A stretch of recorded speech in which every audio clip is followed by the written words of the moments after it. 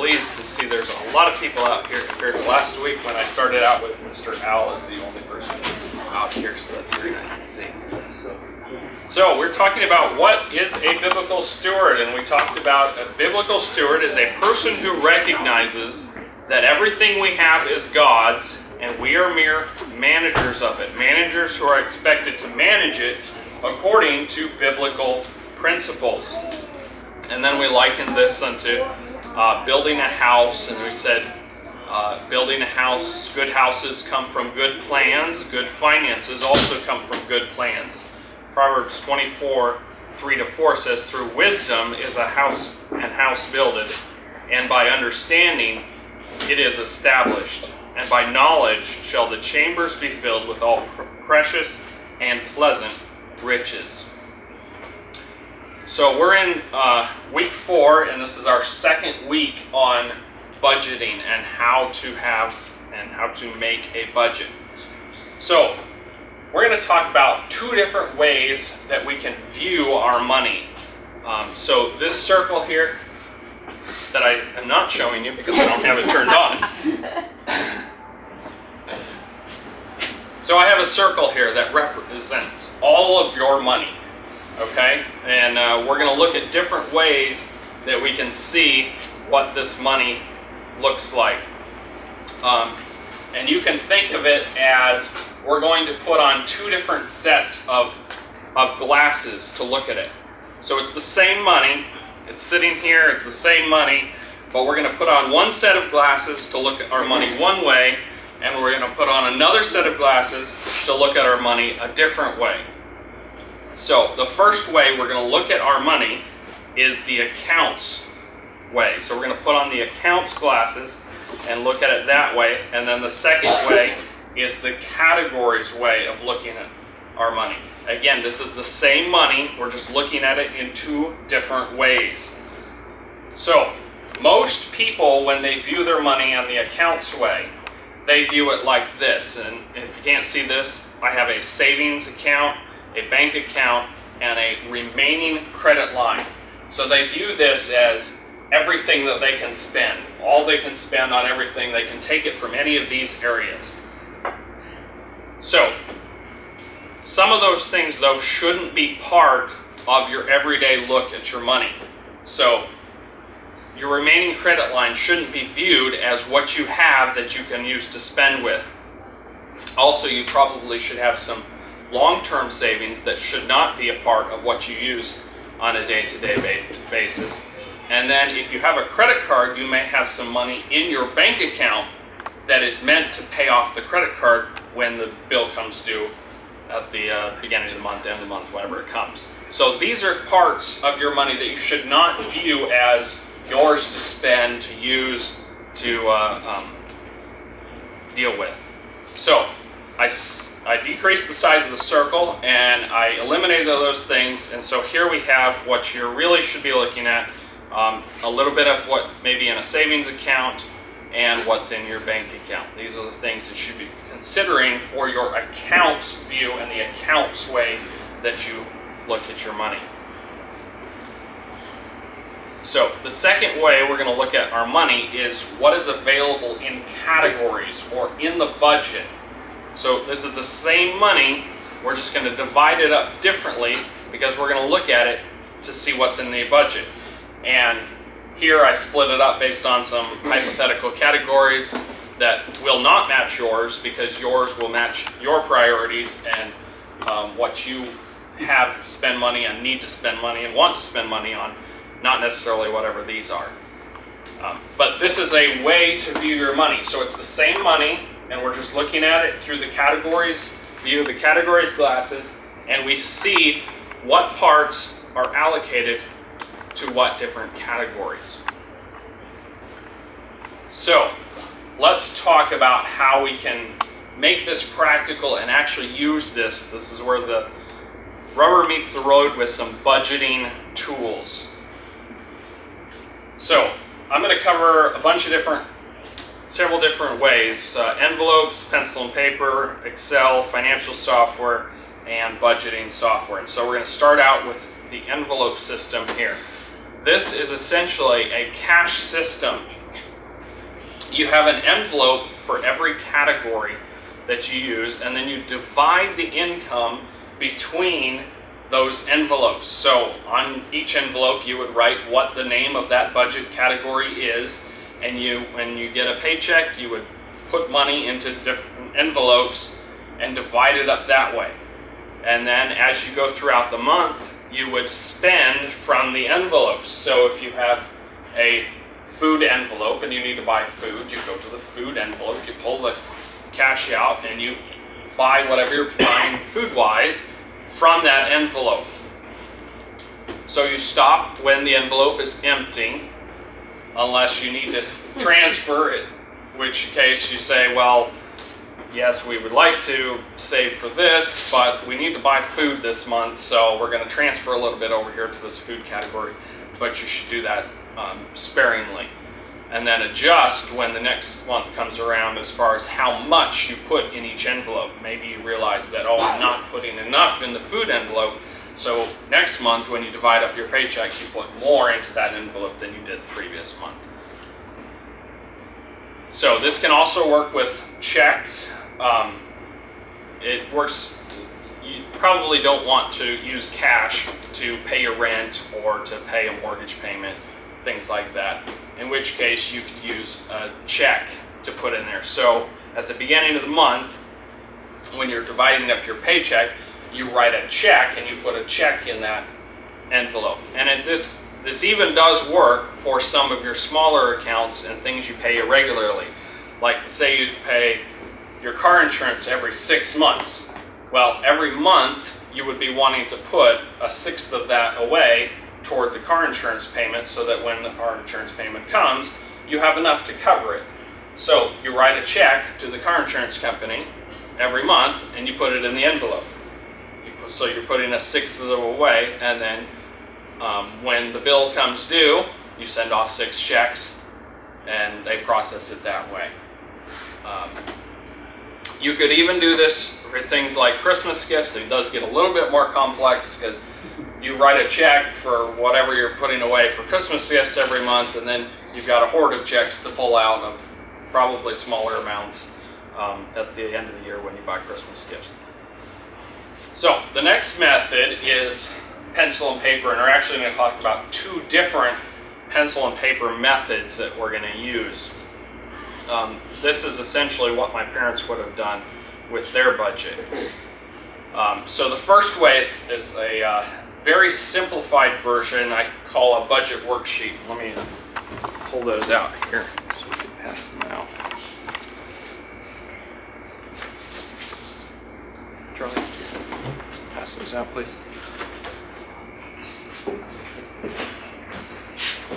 So if you were in my class last time, we did a budget. This one is slightly different. Last time I had 2 pieces of paper for our monthly budget. This time I consolidated it into 1 piece of paper and I eliminated some of the information that you have to record. So this might be a little easier even to handle than last time. So what do you do with this piece of paper? You have at least one of these pieces of papers every month.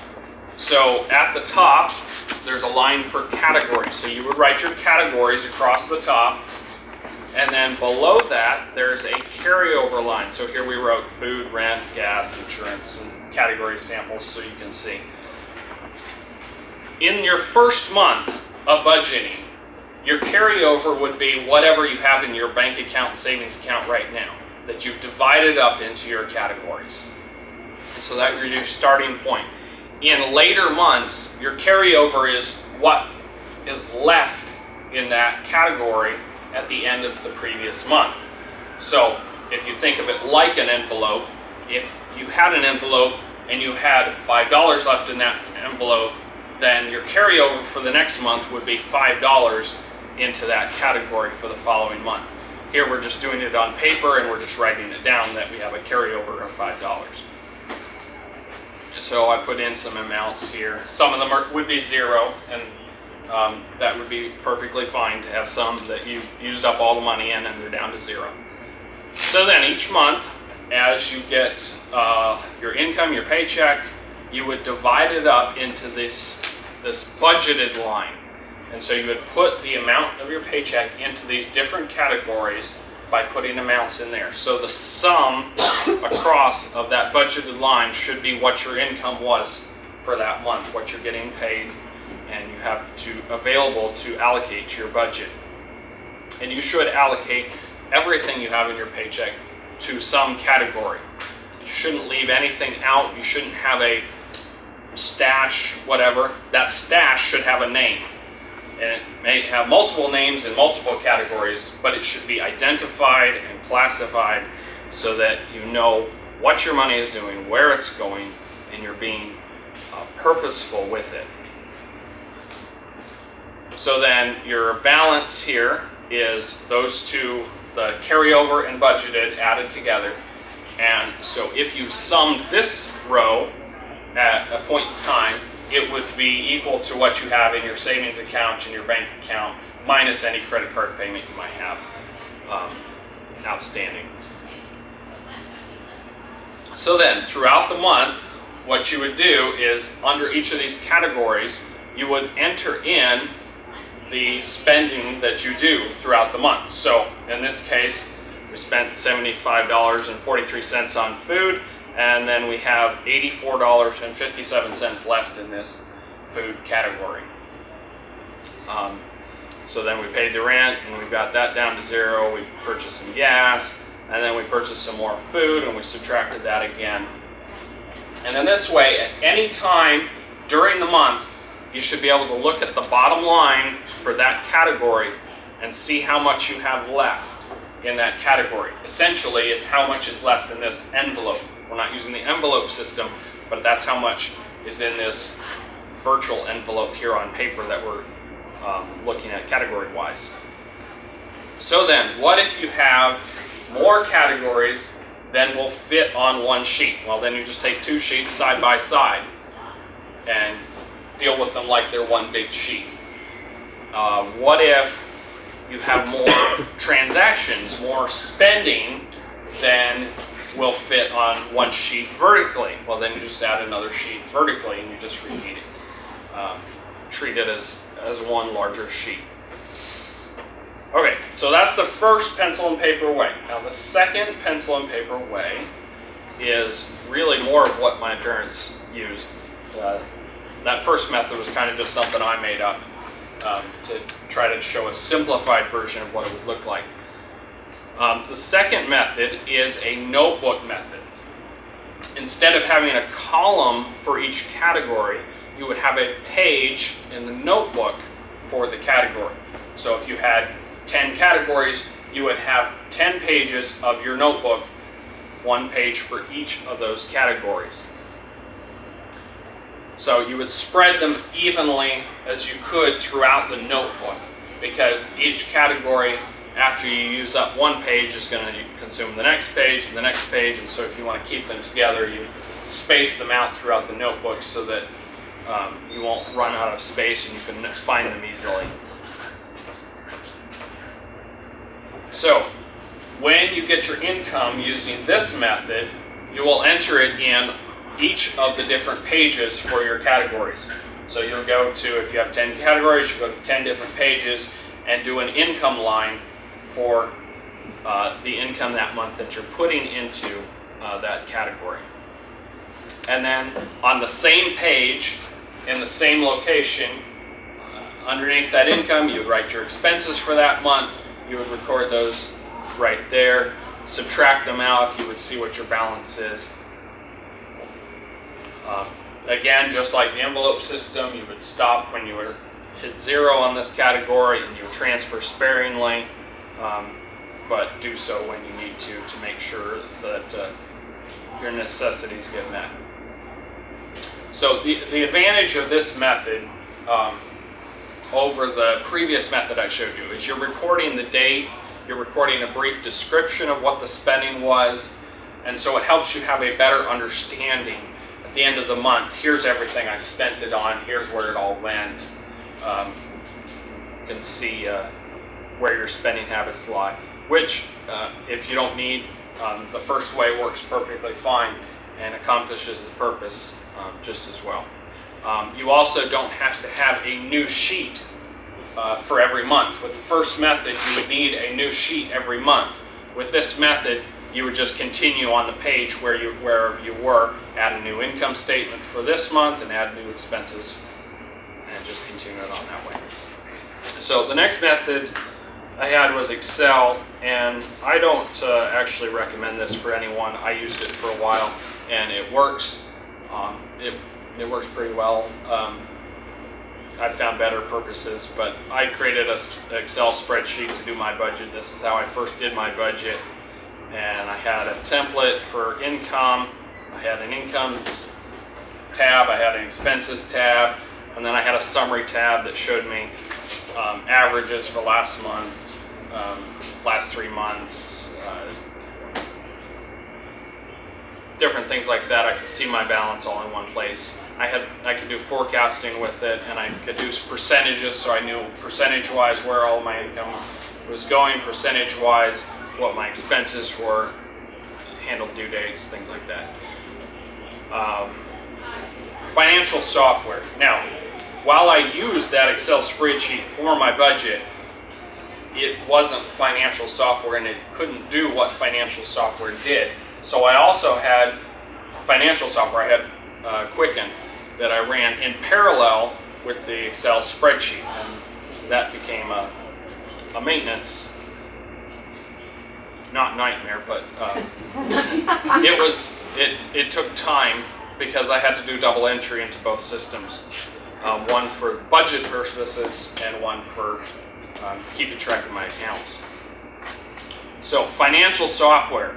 I have looked at a lot of different financial software and a lot of different budgeting programs. Here's a short list of, or a rather long list of some of the software that I've looked at, either briefly or in detail, some of them in detail. There's 32 there. And I found problems with almost all of them. And so we're going to talk about some of the things to look out for when you're looking at budgeting software and financial software. The first one is budgeting is not the focus of most of these packages. It's a tacked on, afterthought, extra thing. They weren't focused on budgeting. That wasn't their purpose, and so they don't do it well. In fact, a lot of them try to do everything financially. They try to handle stocks, bonds, currencies. They have wizards for getting married, buying a car, buying a house, choosing a 401k. They're not focusing on budgeting. They're just trying to throw everything into this program so they can check boxes and get people to purchase them. They're trying to be a jack of all trades, and they don't do budgeting well. Most of these applications, they set the budget in stone, and they don't allow you to easily modify it month to month. And you should be modifying it month to month. You should be seeing, oh, well, last month we were high in this category, we were low in this category, so we need to adjust that. Or we see this new expense coming down the road, and so now we're going to plan for that, and we're going to put more into this category so that we can plan for that expense that we see coming down the road. A lot of these applications, they do advertising for financial services, and so this is going to be advertising either for things you want to buy that you don't have money for, or things like credit cards that give you the means to buy those things that you want to buy that you don't have money for. In both cases, not very good. Most of these budgeting tools are designed more as reporting tools, not as planning tools. So they're not forward-looking, they're backward-looking. So you set up a budget in them, and then you can look at how well you did last month, but it's difficult to plan for next month and to make those adjustments that you need to do. And so good budgeting software is planning software. It's forward-looking. It's not backward-looking. It's what am I going to do now? Wherever I am now, how am I going to improve? How am I going to get better? So I have some recommendations, and there's only 2 products of all those that I've looked at that I would recommend. One is envelopes, not with an E, but with an M, and the other is YNAB. And YNAB is the one I recommend. I have used them both. I've tried them both. Envelopes does have a few advantages, but it's more expensive, and I don't think those advantages are worth the added expense of the product. So YNAB is the one I use and the one I recommend. I'm not affiliated with the company at all. I don't make money on their product being sold. It's just, I've looked at them. I've looked at a lot of different financial products and budgeting software, and they're far and away the best that I've found. So YNAB stands for, it's an acronym for You Need a Budget. So that's what YNAB means. And it focuses on budgeting. It is laser focused on budgeting. That is the purpose of the product. It specifically will not get into a lot of other financial things, and they specifically, on their forums, you have people ask, well, can't you handle this, derivative thing over? No, we don't do that. We're budgeting software. We're focusing on budgeting software. We're going to do that well. The interface isn't cluttered with every financial gadget known to man. That makes it easy to use. It's simple and straightforward. They have free classes online. You can watch classes where they will teach you how to use the tool. They will teach you how to budget. These are free classes that you can take. They have courses on getting out of debt.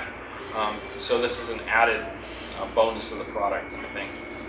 It uses the two glasses view. So I talked about the two ways you can look at your finances, the accounts way and the categories way. And YNAB understands that concept. And so you can look at YNAB and you can see how much is in your bank account, how much is on your credit card. You can see how much is in your savings accounts. But then you can also look at your money the other way and see how much is in the various categories that you have in your budget. They work on a lot of platforms, Windows, Mac, iOS, Android. They don't have any advertising, so yes, this means you will have to buy it, but it is worth it. Software costs $60, and in the past they occasionally send out $6 coupons that you can get.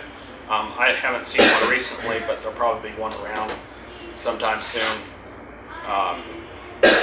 And if you buy more than one, so if you can convince someone else to buy it as well, you can both get a discount on it.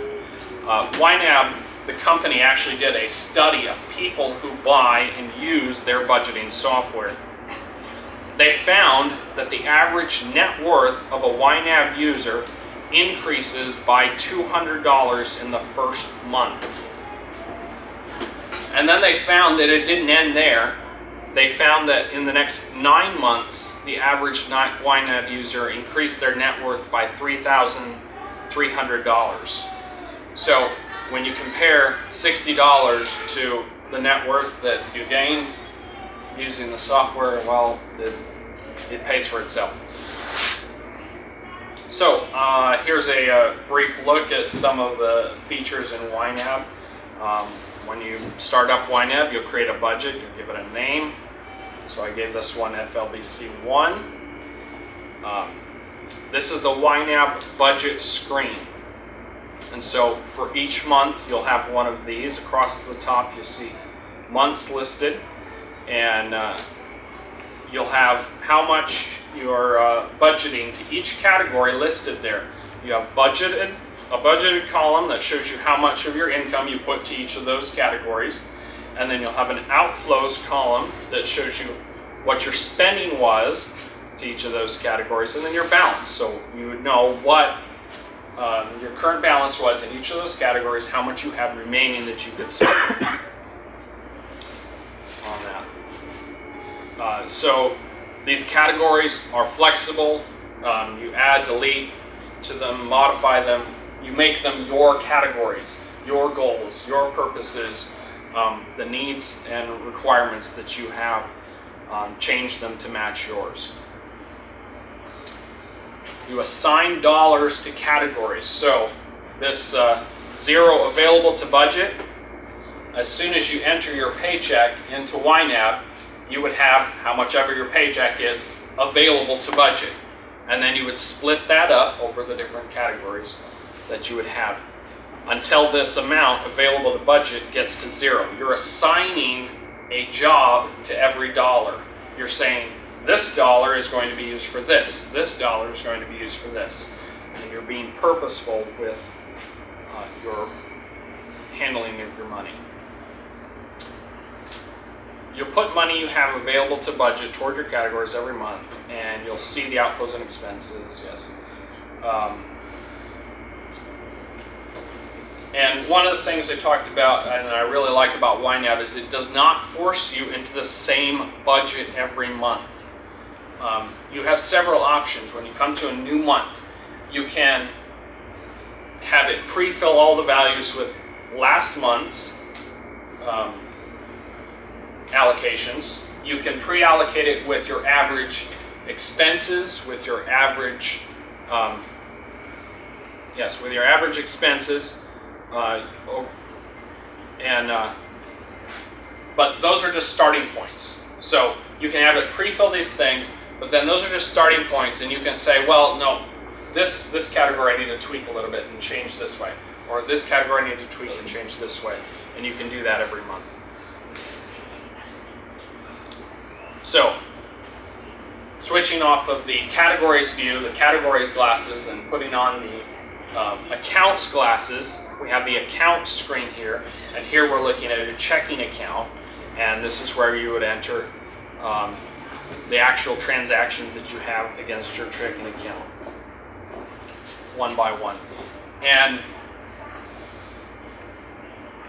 it does integrate with your bank account. So if you download from Quicken, or if you could download into Quicken, almost everything says it can download into Quicken, that will download into YNAB.